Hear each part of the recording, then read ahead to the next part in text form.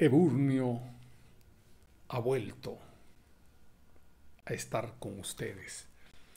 Eburnio le hace mucho calor. Estamos en verano de manga corta, así bien, ¿no? Bien sueltos, cool macul. La sensibilidad de Eburnio con los ladridos de los perros. Es increíble cómo en la modernidad, sobre todo en los últimos 10 años, siempre han habido perros, ¿no? Todos tienen su mascota. Ha habido una erupción de obsesión perruna. Y esos animalitos han sido incluso hechos, fabricados en probeta. ¿Qué les harán? Pues sacan caniches, toys grandes.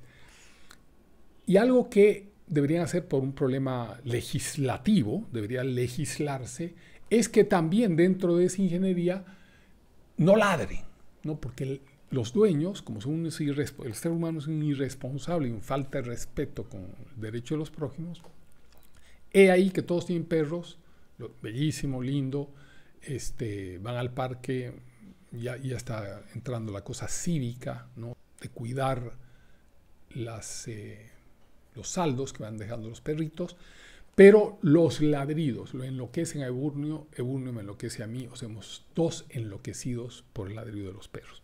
Nuestro tema de hoy es cómo me convertí en marxista.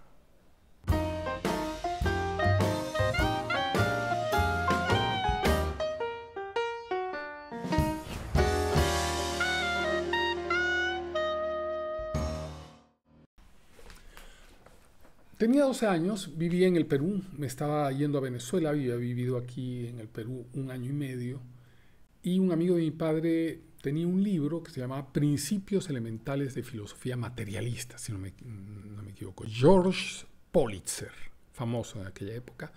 Yo lo empecé a hojear con 12 años y empecé a ver una racionalidad que para mí era bastante desconocida. Una racionalidad de niño, digamos, visto desde hoy, pero les contaré lo que pasaba en ese momento, ¿no? En ese momento vi en breve una explicación extraordinaria del mundo. Politzer hacía frases muy cortas con un título, un subtítulo, una pregunta, y decía, ¿qué es la filosofía materialista? Entonces, la filosofía materialista es la que cree. Tenemos nuestra compañía china hoy día, y por el programa anterior. La filosofía materialista es cuando el mundo, son aquellos que creen que el mundo ha sido creado por la materia, no por los átomos y tal. Y la filosofía idealista son los que creen que el mundo ha sido creado por el espíritu. Esas primeras explicaciones me iluminaron diametralmente.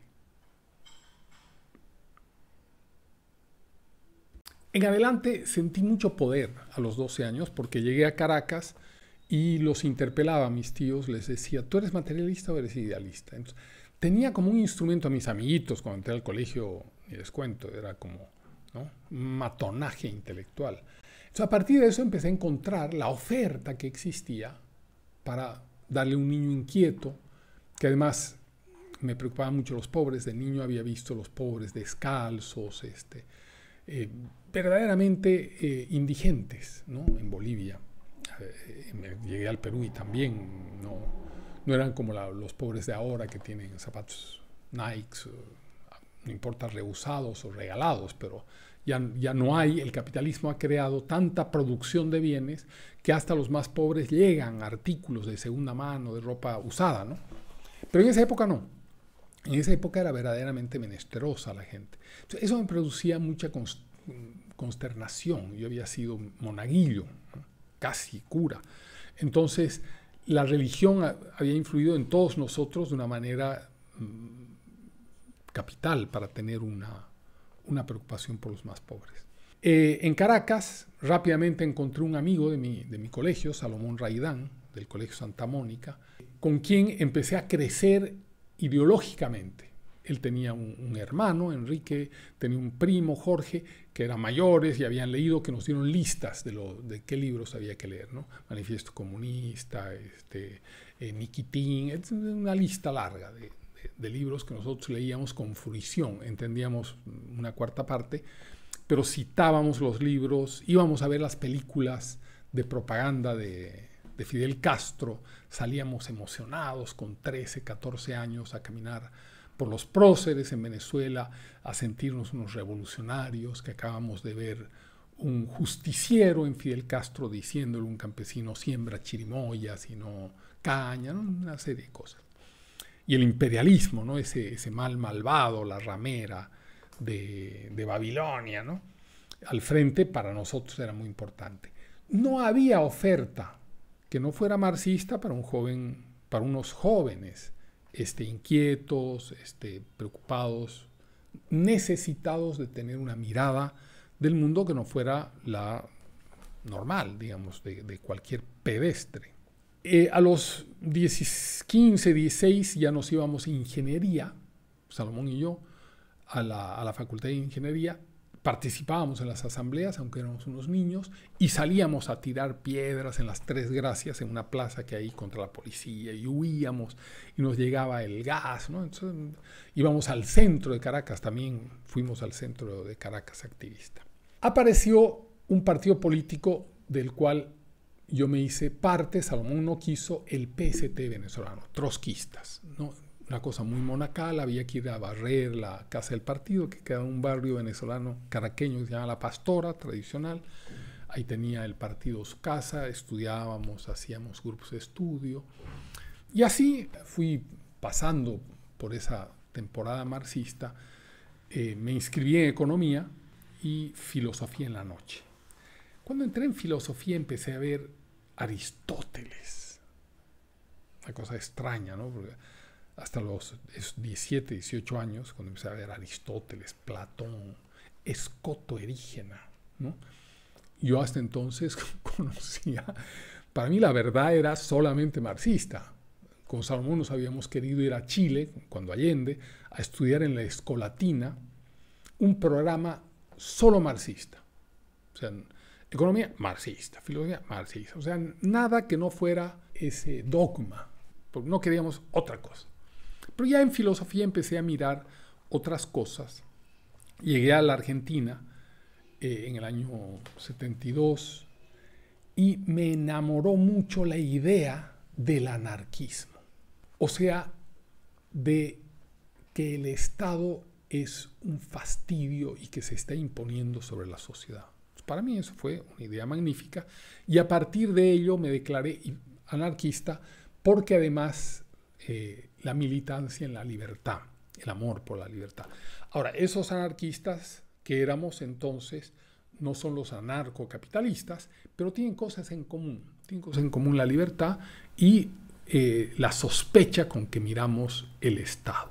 No quedó ahí mi militancia marxista, me costó siempre abandonar. Cuando volví a Lima, a los 19 años a estudiar, vivía un poco aislado, leyendo mucho, 19 años, teniendo novias, solamente salía para, ¿no?, conseguir unas novias y tal. Es nuestro anuncio de la segunda parte del programa a terminar. Y cuando estaba en Lima en esa época leía muchísimo, como he dicho, pero además tenía una pensión de almuerzo donde don Agustín Barcelli. Don Agustín Barcelli era comunista, era excomunista, por decirlo correctamente. Había estado preso en Alemania nazi.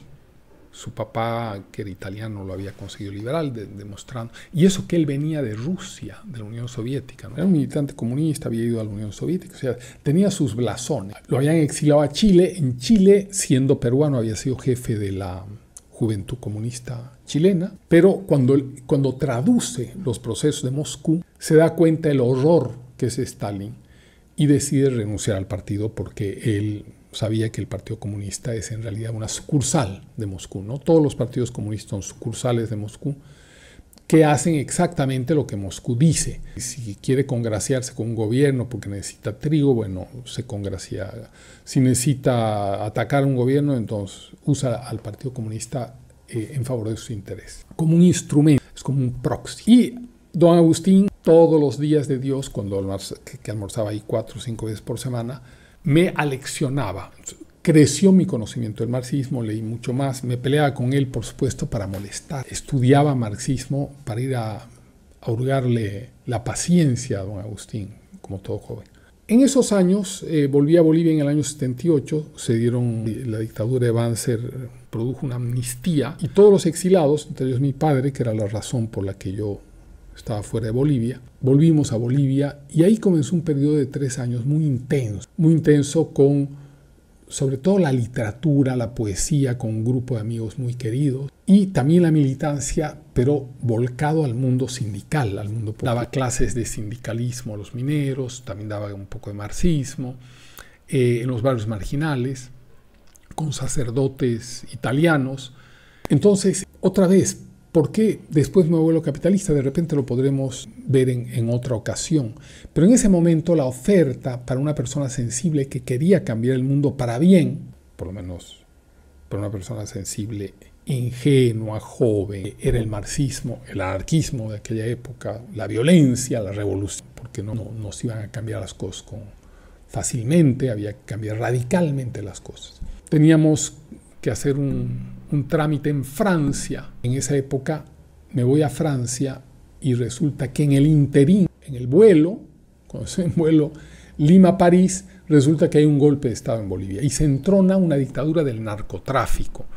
Se conoció en esa época como la dictadura del narcotráfico. Yo, como estaba muy involucrado en política, sabía quiénes eran los integrantes. La dirigía Luis García Mesa, que era el comandante en jefe de las Fuerzas Armadas, y Luis Arce Gómez, que era un tipo muy importante en esa época, también involucrado en el narcotráfico, que usaron ese periodo de 2 años que estuvieron en el gobierno para hacer y después fueron juzgados por estos temas de narcotráfico. Pero ¿qué pasa en ese momento cuando mi avión aterriza en París? Roberto Camacho, un gran amigo, me dice: tu papá ha muerto, lo han ejecutado, García Mesa ha tomado el poder, y está Eduardo Arauco, otro queridísimo amigo que ya no está con nosotros, pero fue un adorable amigo siempre. ¿Qué hacemos? Estaba Elizabeth Burgos, la ex esposa de Debrey, mamá de Laurence Debrey, y ella misma un ícono intelectual, una mujer súper conocedora de Cuba. ¿Qué hacemos? Yo les digo, ¿por qué no tomamos la embajada boliviana como signo de protesta? Y dice, pero no tenemos armas. Y le digo, no, pero esos son los palestinos que hacían esas tomas así, armadas, ejecutaban gente en la ventana. Yo le digo, hagámosla la boliviana, ¿no? Pacífica y con un grupo de gente para entrar. Y efectivamente tomamos en 1980 la embajada boliviana en París. Hay unas imágenes sobre esa toma y volvimos 2 días más tarde, nos fuimos a Madrid, donde acompañamos también en la toma de la embajada boliviana en Madrid. Pasaría un tiempo antes de que vea con mis propios ojos de que ese proceso, estuve en Cuba años más tarde, vi la pobreza en Cuba y todos esos elementos, ya con la maduración, cuando uno madura, hacen ver que la idea maravillosa puede ser un crimen en la realidad. Eburnio haga músculo. Eburnio es musculoso, es un tipo increíble. Hasta la próxima.